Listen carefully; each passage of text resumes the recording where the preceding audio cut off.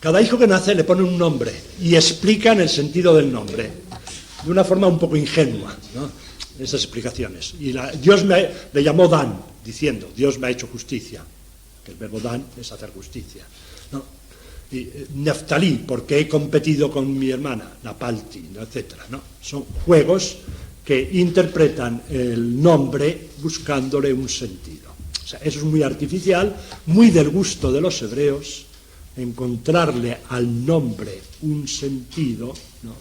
Como si yo me encuentro, señor, ¿cómo te llamas tú, hombre? Félix García, hombre, feliz tú, Félix, ¿no? ¿Y tú cómo te llamas? Ah, yo soy el Pidio López. Oh, el Pidio, qué esperanza grande, ¿no? ¿Verdad? Pues yo soy Eustoquio. Ah, tú das en el blanco, verdaderamente, ¿no? Eso nosotros no lo hacemos, ¿verdad? Pero a los hebreos les divertía mucho, les gustaba mucho a los hebreos. Y estas dos, Raquel y Lía, además del campeonato de hijos también, van poniendo nombres. Claro, poner nombre es un privilegio, porque el nombre le toca al padre ponerlo, ¿no? La madre puede intervenir, de manera que el hecho de poner el nombre también es un acto de posesión. Bien, pues hay un momento en que ella, ¿no?, tiene el hijo, a ver, es el verso 13, a ver si estos versos tan pequeñajos yo logro localizarlo. Sí. Lía dio un segundo hijo a Jacob, y Lía dijo, o sea, son las dos hermanas, son Lía o Lea y Raquel, esta es la mayor. Lía dio un segundo hijo a Jacob, y Lía dijo, ¡qué felicidad! Las mujeres me felicitarán. Y lo llamó Asher, que significa Félix, feliz, ¿no? O sea, podríamos jugar en castellano, decir, ¡qué felicidad! Las mujeres me felicitarán. Y lo llamó Félix. Sería el juego castellano. O sea que aquí tengo, este es Asher, porque felicidades en hebreo se dice Asheré, plural de Asher, felicidad. Y el verbo será la forma piel o de felicitar. O sea, qué felicidad. Las mujeres me felicitarán. El hijo se llama Félix. Es exactamente la frase de María.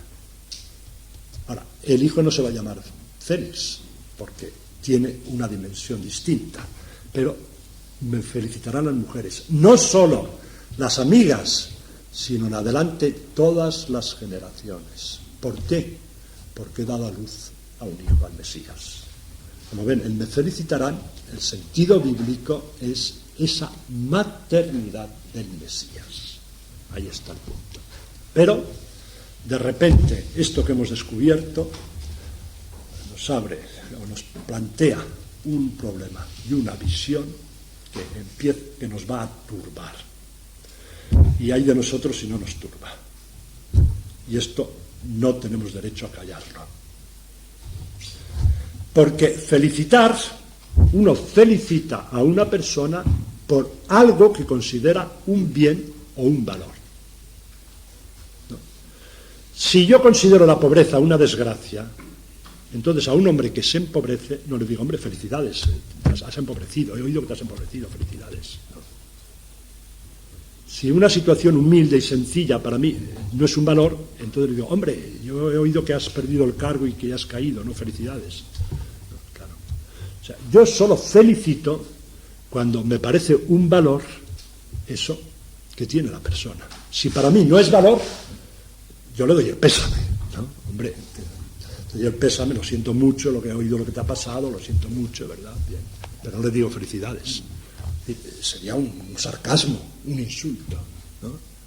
Es decir, el felicidades está en función del sistema de valores que uno profesa o que uno condivide con otro, comparte con otro. Yo comparto con él un sistema de valores, cristiano o lo que sea, entonces en ese sistema de valores, hombre, yo no me alegro de que tengas que sufrir, pero de esa valentía cristiana que tú has demostrado, ¿no?, frente a una injuria o una agresión física, ante este gesto tuyo cristiano, mira, yo te pongo la mano, yo te felicito, porque para mí es hacer por Cristo, eso es un valor. Me duele tu dolor, o sea, no es el dolor físico lo que yo felicito. Yo felicito el dolor por Cristo. Es ahí tu actitud. ¿Por qué? Porque compartimos un valor, ¿no? Cuando se comparte un valor, entonces hay derecho a felicitar. Cuando no se comparte o no es valor, entonces no hay derecho a felicitar. Bien, creo que eso está claro. Entonces vamos a preguntarle a Lucas, porque estamos en Lucas, a ver, ¿cuáles son los valores que permiten felicitar? ¿Hay en Lucas algún texto que sea un catálogo de felicidades? Pues sí, en el capítulo 6, ¿no? No soy yo muy experto en Lucas, pero en el capítulo 6 hay un catálogo de felicidades, que en castellano pues también las hemos llamado tradicionalmente bienaventuranzas, y que es sencillamente un sistema de valores. En este reino, en el mundo cristiano, tenemos un sistema de valores y un sistema de no valores opuesto. Este es nuestro sistema de valores.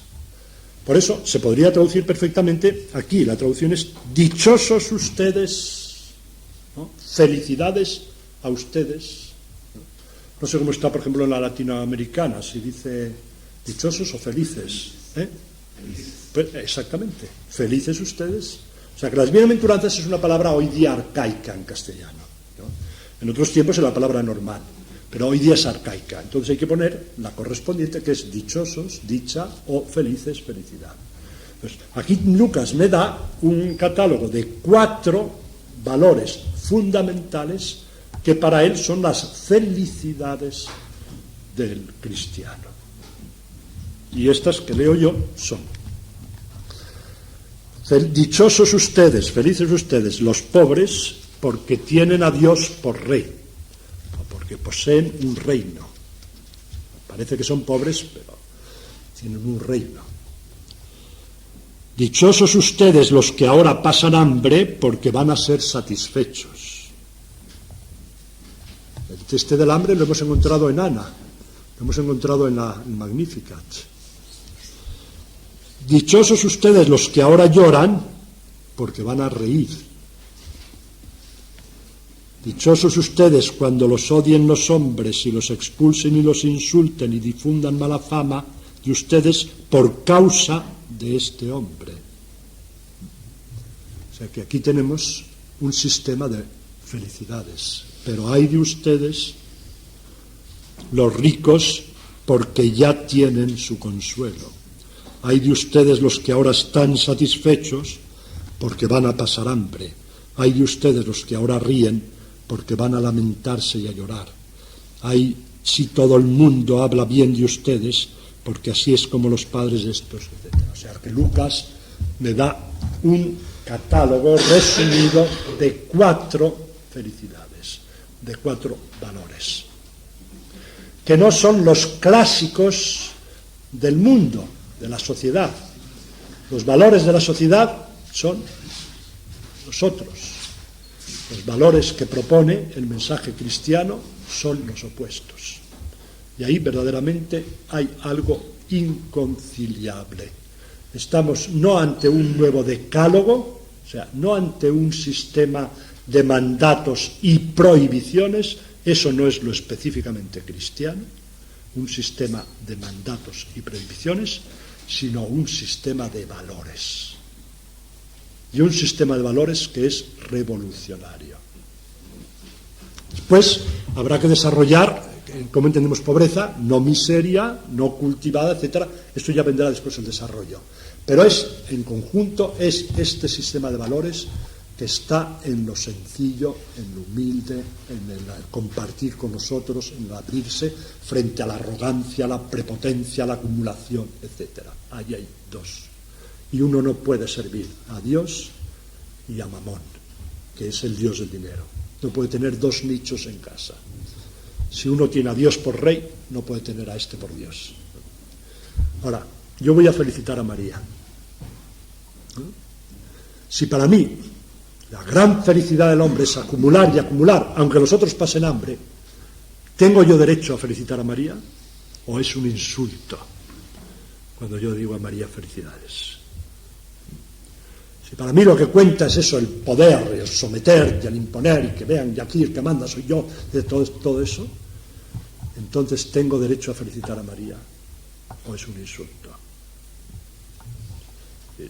María habla de ese cambio, de esa revolución en que Dios interviene, esa maravilla, esta mujer que ha renunciado a la maternidad y se encuentra madre del Mesías, como ese pobre que es levantado, ese hambriento que tiene que comer, mientras que los soberbios, está claramente, no se trata de uno que ejerce la autoridad como servicio, se trata de del prepotente, del arrogante, del soberbio. Esto los va a derrocar, va a entrar algo nuevo. ¿Cómo? ¿Violentamente? No. Va a introducir un sistema de valores revolucionario. Y si hay un grupo humano que acepta de verdad esos valores, al menos en ese grupo va a pasar algo. Y ese grupo tendrá que ser contagioso. Y entonces vendrá la revolución. Recordemos aquello de Herodes y los inocentes, ¿no? Y lo que rezábamos. ¿Cómo es? No quita los reinos de la tierra el que da reinos celestes, ¿no? ¿Se acuerdan del himno de Herodes? Y el comentario que se hace homiléticamente. ¿Qué es lo que teme Herodes? La amenaza que haya un heredero de David que le vaya a quitar el trono. Y entonces se comenta, ¿y Jesús, Cristo, verdaderamente amenaza a Herodes? Y entonces tenemos que decir, en ese sentido no, pero en otro sentido sí. Lo que representa Herodes está amenazado por Cristo. Y está amenazado no violentamente, sino porque está desenmascarando, está denunciando. Eso no es un valor. El valor auténtico es el que yo traigo. O sea que el tema del me felicitarán todas las generaciones es un tema tremendo. Es un tema que cada vez que lo tomamos en nuestras manos tenemos que hacer revisión de vida. Y el Magnificat es un revulsivo. El Magnificat no es un canto bonito de aleluyas para entretenerse, es un canto de revolución, pero de valores, no de violencia, ¿no? Y hay que preguntarse quién tiene derecho a felicitar a María.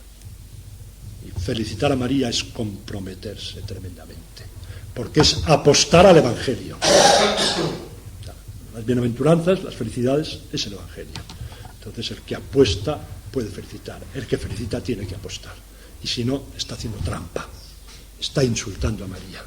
Como vemos, el Magnificat, filológicamente, porque yo estoy analizando texto y palabras, filológicamente nos lleva a decisiones, a puntos de vista, a reflexiones muy importantes, muy sustanciales. Tanto que yo diría que una renovación eclesial en este movimiento, en la lucha por la justicia, en todos estos valores, el Magnificat podría ser nuestro himno, nuestro canto, de alguna manera, si lo entendemos, si lo recitamos. Voy a añadir todavía un elemento, y es el valor de representación. Hasta ahora he hablado de María como persona, ¿no? Pero que incide. Ahora voy a hablar de María como representación. A ver, ¿qué representa María? Y para eso de nuevo voy a pensar bíblicamente, como el Antiguo Testamento. Y yo me encuentro que hay un modo que se hace corriente de pensar en que una mujer, y más bien una mujer que un hombre, puede representar una comunidad.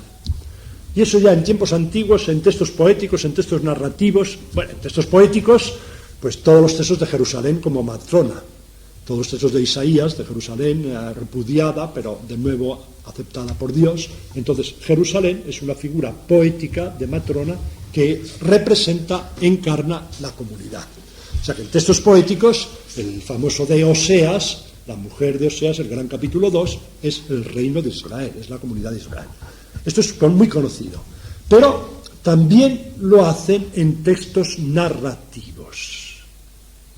Por ejemplo, algunos ya posteriores, me acerco al tiempo del Nuevo Testamento, por ejemplo, Judith. Judith, ¿cómo se llama? Se llama la judía. Judith es Yehudit, es el femenino de judío. Yehudá es Judá, judío, y Yehudí, judío, Yehudit, judía.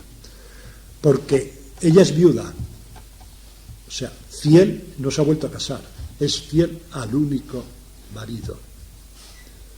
Vive retirada, ¿no? Hace una vida ascética, espiritual, la respeta a todo el mundo, nadie habla mal de ella, ¿no? Y luego, en el momento de desánimo, ella saldrá a exponerse a la muerte para liberar a su pueblo. ¿Por qué es viuda? Porque Judea, el reino de Judá, los judíos en este momento están viudos. No tienen reino, no tienen rey, el Señor parece que los ha dejado en la historia, sufren, están amenazados. Por eso ella es viuda. ¿Y cómo libera? Porque estos judíos tendrán que recibir la liberación de Dios. Ella representa al pueblo judío en lo mejor, en esa lealtad al marido que es el Señor. Pero incluso, por ejemplo, Susana es azucena. Y en el libro de Oseas, una de las metáforas de Israel es la azucena. Israel es la azucena, Shoshen, azucena, es una palabra semítica, hebrea. Y, o sea que esa Susana amenazada por la lujuria de los ancianos, que son israelitas, pervertidos, pero también los otros pueblos que codician la belleza, la fidelidad, ella sigue leal al marido y está dispuesta a morir por esa lealtad. Así Susana representa a la comunidad de Israel en la diáspora fiel al Señor. Esta manera de pensar y de narrar es común, es en el Antiguo Testamento. ¿Sucede lo mismo en María? Pues sí. María, además de la madre del Mesías, representa a la comunidad de Israel. Ella es una mujer en Israel, pero capaz de asumir la representación de lo mejor de Israel. ¿De qué Israel? Del Israel pobre, humillado por las potencias extranjeras, sin fuerza ni violencia, y fiel al Señor en esa pobreza, que confía en el Señor. Ese Israel, no otro, ese Israel lo representa María. No al Israel conquistador y vencedor, o al Israel violento de aquellos movimientos que preparan el celotismo, ¿no? Esos celotas, todavía no movimiento político, esos grupos violentos que hay allá. No, María no representa a esos. María representa a lo mejor de Israel, a los Hanawim, a los humildes, a los marginados, fieles al Señor, que esperan en el Señor. Y ella pronuncia el Magnificat, que es el canto de esos, de los que esperan que Dios actuará y que va a establecer un orden nuevo. No por la violencia ni para la violencia, pero para una liberación del hombre, también en lo económico, en lo político, en lo que sea, ¿no? Y entonces María representa a esa comunidad de Israel. Nada más. También puede representar, o si queremos ser modelo, de la nueva comunidad del nuevo Israel, con tal de que el nuevo Israel quiera parecerse a ella, quiera aceptar esta humildad, esta sencillez, no el poder económico, político, el influjo, el prestigio, sino esta levadura, este perderse, este servir. Entonces, si esta comunidad vive esos valores, entonces podrá tomar a María por modelo y por ejemplo. Pero nunca podrá tomar a María por ejemplo de poder, de dominio, de conquista, de avasallamiento. Para eso María no sirve.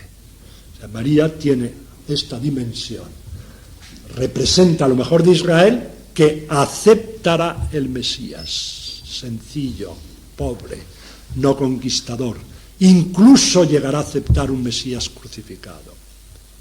Y es modelo, ejemplo, representa al nuevo Israel, a la nueva comunidad que profesa los valores del cristianismo. Esta es la dimensión del Magnificat. Si les parece, podemos ahora rezar el Magnificat con el Gloria al Padre. Pero ahora sí, de verdad, en serio.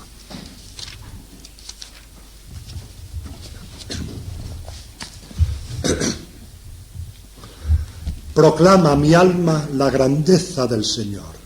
Se alegra mi espíritu en Dios, mi Salvador, porque se ha fijado en su humilde esclava. Pues mira, desde ahora me felicitarán todas las generaciones, porque el Poderoso ha hecho tanto por mí. Él es santo, y su misericordia llega a sus fieles generación tras generación. Su brazo interviene con fuerza, desbarata los planes de los soberbios, derriba del trono a los poderosos y exalta a los humildes. A los hambrientos los colma de bienes y a los ricos los despide de vacío. Auxilia a Israel, su siervo. La sierva, el siervo. Ella es la sierva, Israel es el siervo. Auxilia a Israel, su siervo, acordándose, como lo había prometido a nuestros padres, de la misericordia en favor de Abraham y su descendencia por siempre. Gloria al Padre, al Hijo y al Espíritu Santo. Amén. Antes de pasar a otros salmos, si quieren hacer algún comentario de este o del otro, del 22, no hemos dado tiempo para discusión o para comentario. ¿Sí?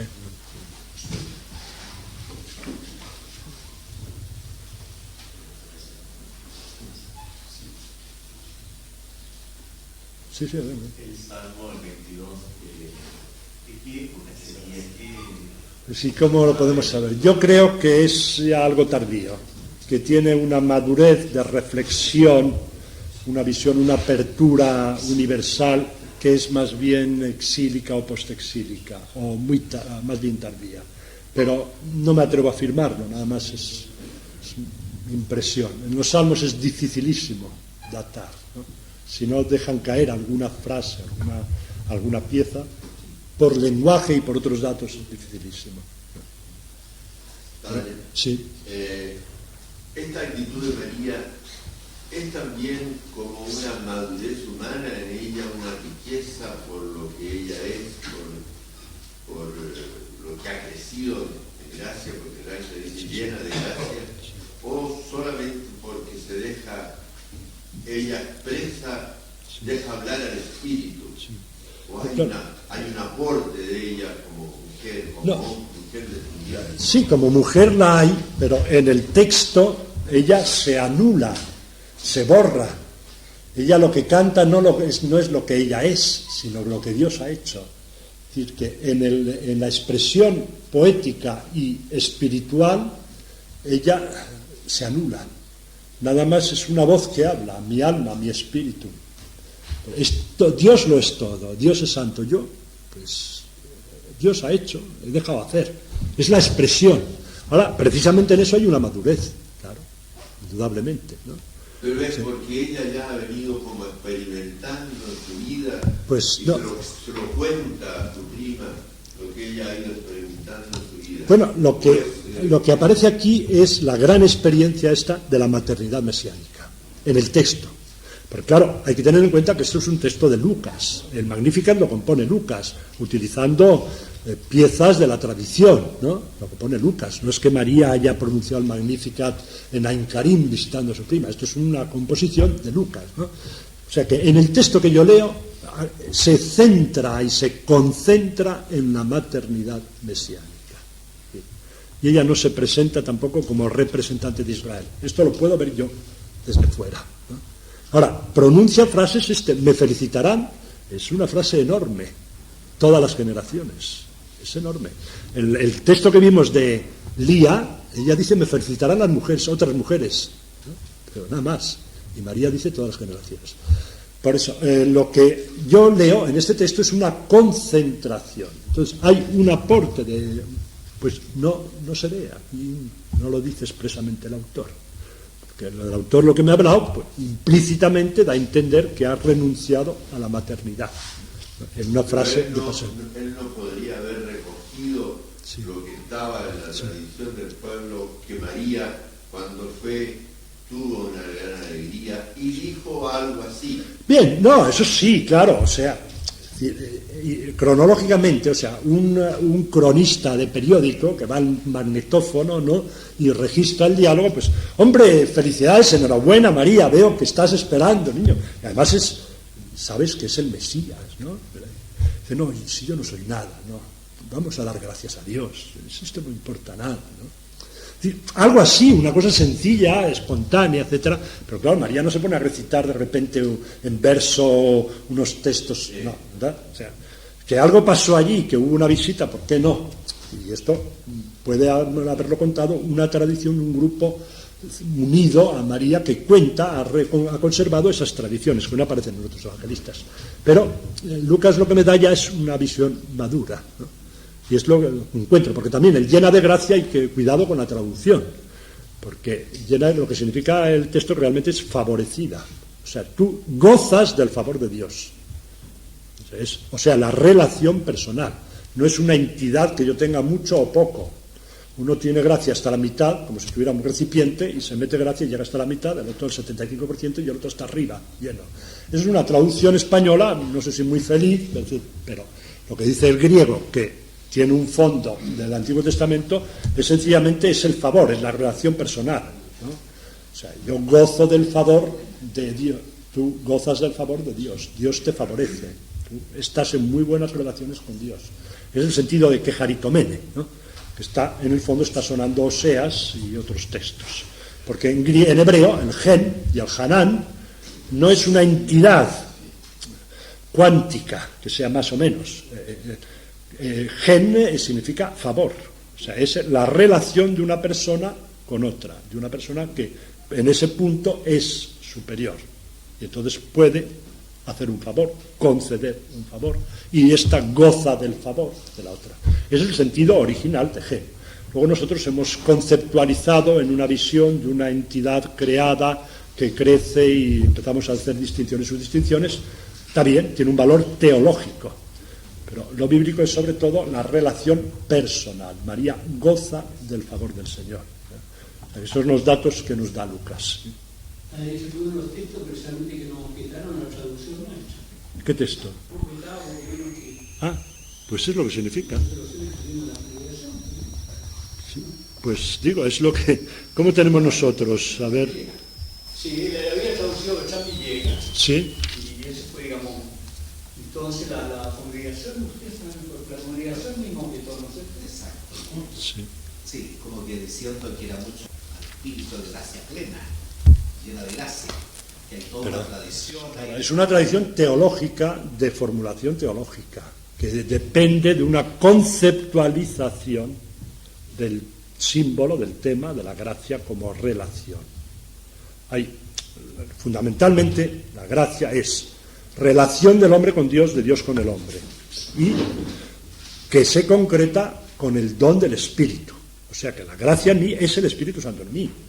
O sea, si el Espíritu Santo está en mí, no tengo que pensar en otra entidad, ¿no? O sea, esa realidad que es la relación del hombre con Dios y en el cristiano por la presencia del Espíritu, esa después empieza a conceptualizarse, quiere decir que empiezan a pensar, y entonces piensan en la gracia como algo sustantivo, ¿no?, como una entidad creada.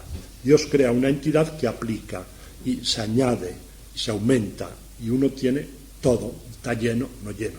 Pero eso depende de una conceptualización, ¿no? Podría haber dicho, estás llena del Espíritu Santo. Muy bien, ¿no? Sonaría bien, llena de Espíritu Santo. Eso sería demasiado claro, porque no sería lo de Lucas, pero yo podría hablar en esos términos. María estaba llena de Espíritu Santo, ¿no? Y de hecho, cuando se pone a hablar, hay una plenitud de espíritu que le sale hacia afuera, que desborda, ¿no? O sea, estamos en lo mismo, es un problema de lenguaje.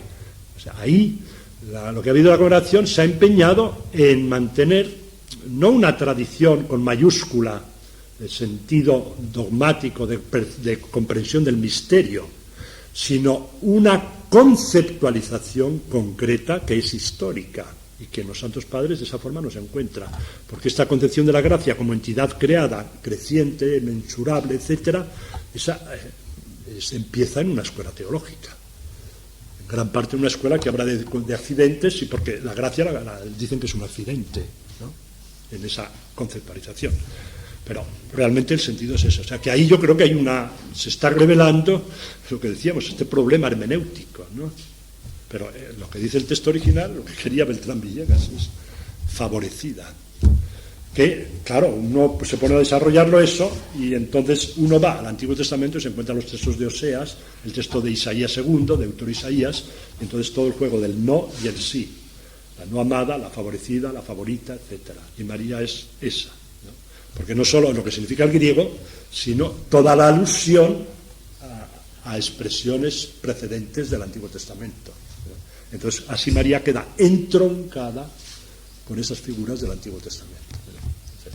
Pero pasa eso, ¿no?, que se toma una formulación, de hecho en sí teológica, ¿sí?, no es el misterio, no es el dogma, sino que los teólogos han hecho una elaboración.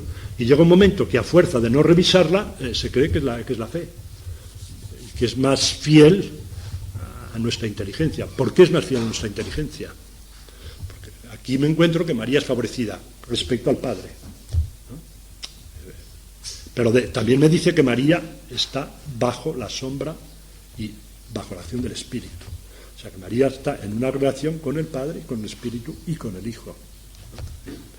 Hace falta ahora pensar en una entidad creada como accidente que está en plenitud en María. ¿Hace falta o no hace falta? ¿Qué es más fiel a la comprensión del misterio? ¿Cómo se entiende mejor el misterio? Hagan la prueba para explicárselo al pueblo sencillo. A ver, ¿qué entiende mejor el pueblo sencillo? Si la conceptualización teológica, aristotélica, o esta visión de lo personal y de las relaciones personales. Hagan la prueba. Sería muy interesante, porque muchas veces el pueblo entiende mejor esto que esas formas escolásticas teológicas. Con lo cual no quiero decir que sean inútiles, ni que sean falsas, ¿no? Tienen una función. Tienen una función. Ahora, hay que darles la primacía a ellas sobre la forma bíblica. ¿Sí o no? ¿Quién debe tener la primacía? Y perpetuamente.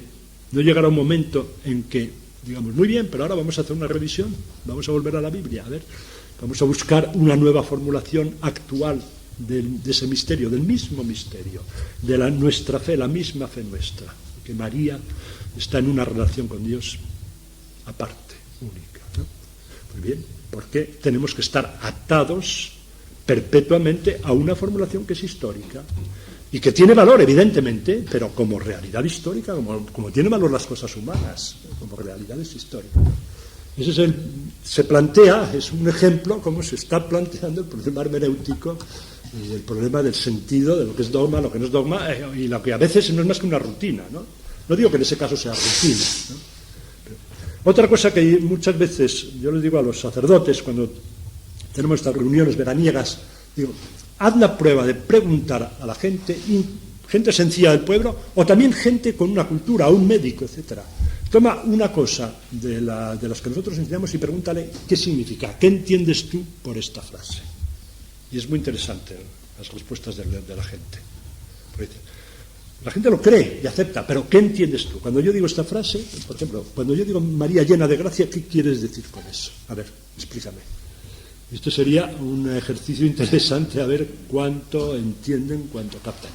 No, siempre hay que tener en cuenta que lo que ellos expresan siempre es menos que lo que han entendido. O sea, normalmente hay menos capacidad productiva que receptiva. Uno puede verdaderamente entender y captar, y cuando le piden que lo explique, pues no le sale, ¿no? Entonces yo puedo pensar. Pero el ejercicio es interesante, ¿no? Y podríamos multiplicar. Bien, ¿algo más? ¿Queda tiempo? ¿O ya es la hora? Sí, queda un poco de tiempo. ¿Todavía alguna otra pregunta? ¿Sí? Volviendo al Salmo 22. Sí, 22. Sí. La concepción de Dios que tiene el salmista o los salmos, o gran parte del Antiguo Testamento, es el profesor del Antiguo Testamento, ¿es antropomórfica generalmente o tienen una idea más? No, ellos, pero lo antropomórfico tiene valor simbólico. Es la manera, no, para ellos es más, claro, es superior. Pero es que no se puede formular ni imaginar de otra manera. Y la manera de ser del hombre, nosotros dependemos tan enormemente de la corporeidad y de la sensación que no podemos saltárnoslo. Fíjate que llegar a un pensamiento puramente intelectual, eso supone una evolución de siglos de la humanidad, y no todas las personas hoy día, ¿no? Luego entra en nuestro pensamiento, cuando empezamos a pensar sobre Dios, lo queramos o no lo queramos, la imaginación actúa. Por lo tanto, ellos, ¿cómo pensaban a Dios? Pues su pensar es imaginar, pero al mismo tiempo que afirman, saben que no es así. O sea, ellos, si le preguntaron, pero verdaderamente tú quieres decir que Dios tiene labios. No. Pero es su manera de expresar. Es que no hay otra manera de expresar. En lo que yo quiero decir, esta relación de Dios respecto al hombre, yo no tengo otra manera de decir sino que escucha mi oración, o que oculta su rostro. ¿Cómo lo voy a decir? Todavía no han inventado un lenguaje posterior. Están todavía en la etapa primaria, primordial del lenguaje religioso, que es el símbolo. El símbolo, por su naturaleza, el símbolo literario, significa lo que es la palabra, pero envía más allá. Entonces, ¿qué significa oídos? Pues significa el órgano, no significa una cosa material, química, física. Oído significa el órgano de escuchar espíritu, de comunicación de seres racionales, de hombres, no de animales. Es algo más. El hombre cuando escucha siempre escucha como con conciencia. Por lo tanto, cuando yo hablo del oído de un hombre, estoy hablando de una cosa que es sensorial y que es algo más, porque está ahí la conciencia, etcétera, ¿no? Entonces, yo afirmo las dos cosas. Entonces, yo niego la corporeidad, no la niego, sino que digo que esa corporeidad remite más allá. Pues cuando yo eso lo aplico a Dios, entonces la corporeidad la necesito como medio lingüístico, porque no tengo otro medio. Pero yo sé que es eso, pero más allá. Lo que en el hombre es, pues en Dios.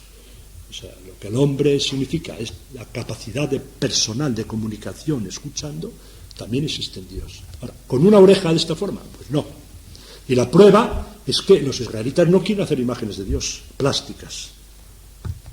No les importa la imagen literaria, pero la plástica no la acepta, no, la rechaza, por el peligro que tiene. O sea, ellos están en el estadio simbólico de la percepción y la expresión de la divinidad. Esto ahí es muy interesante después también para toda la práctica de San Ignacio de la aplicación de sentidos, que es un ejercicio simbólico. Podríamos detenernos en ese tema, ¿verdad? Porque hay salmos, por ejemplo, uno de los versos más bellos del Salterio.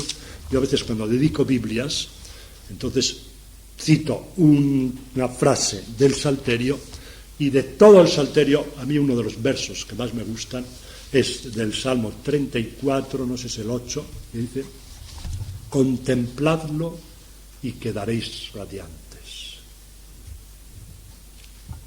Ese texto se podría desarrollar con el empalme con Moisés y el comentario de Pablo, pero solo el texto: contempladlo y quedaréis radiantes. Contempladlo, ahí tengo yo una actividad humana que no es discursiva, es intuitiva. Cuando yo contemplo una puesta del sol en Punta Talca, ¿no?, entonces yo contemplo tranquilamente, me abro. ¿Es una contemplación espiritual? Sí, no es puramente como un perro, ¿no? Yo veo el atardecer no como lo ve el perro, yo lo veo como hombre. Entonces contemplo, pues algo así, a Dios. Es que no lo puedo decir de otra manera, no lo puedo decir. Y de hecho nosotros hablamos de la contemplación. Pero es que tú ves a Dios como una puesta del sol. Hombre, Dios no es una puesta del sol, así. Pero ¿cómo lo dices? ¿Cómo lo dices? Bueno, entonces, escolásticamente, entonces por la intuición. No, cuidado, que sería intuicionismo, ¿no? Entonces ya empezamos a manejarlos. Y la forma mejor todavía, después de siglos, es esa imagen. Bueno, pues el mismo Salmo, poco después, el sentido de la vista, que es el menos material de todos, la vista y el oído, ¿no? Pero hay el del tacto y el del gusto. Pues el mismo Salmo, un poco más abajo, dice: gustad y apreciad qué bueno es el Señor, o sea, qué sabroso. O sea,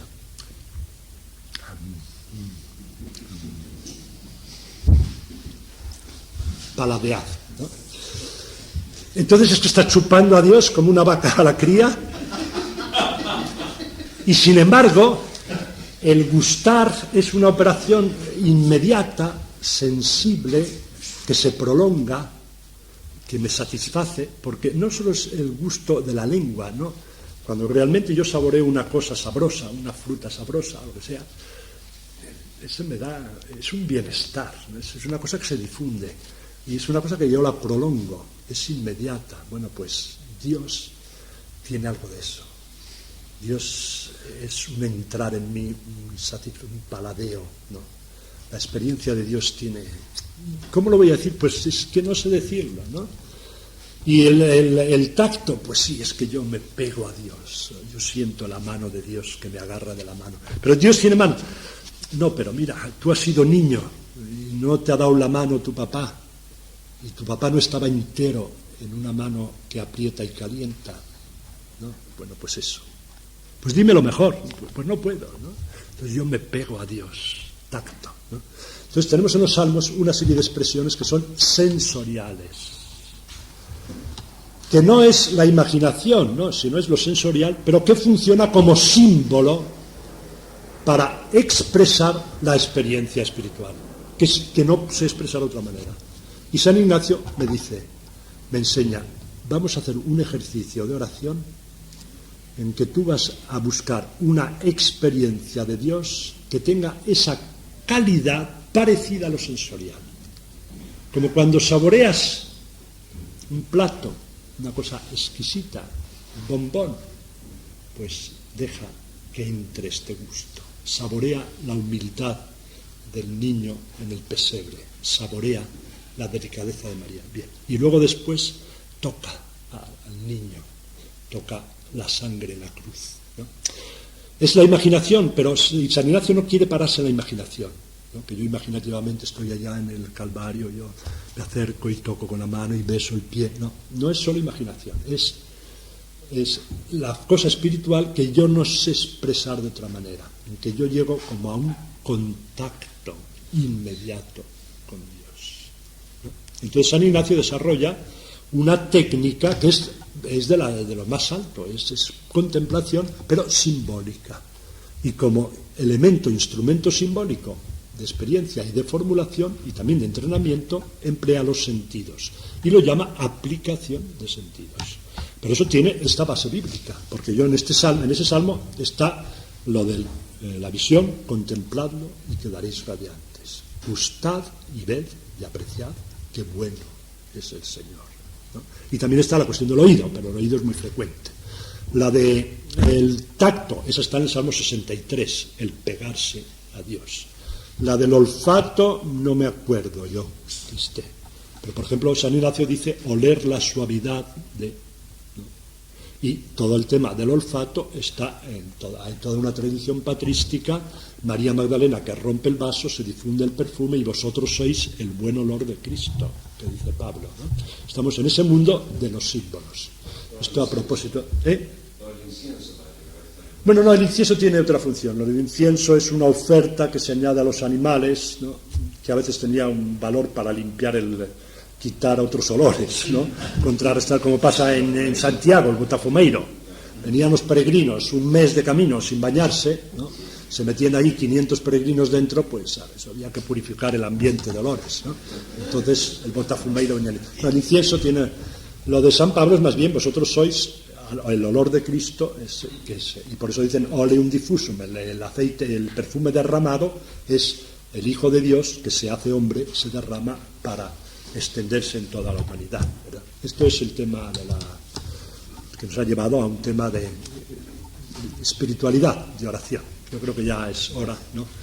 Esta tarde a las 4, pues si les parece seguimos con otro salmo o con un par de salmos.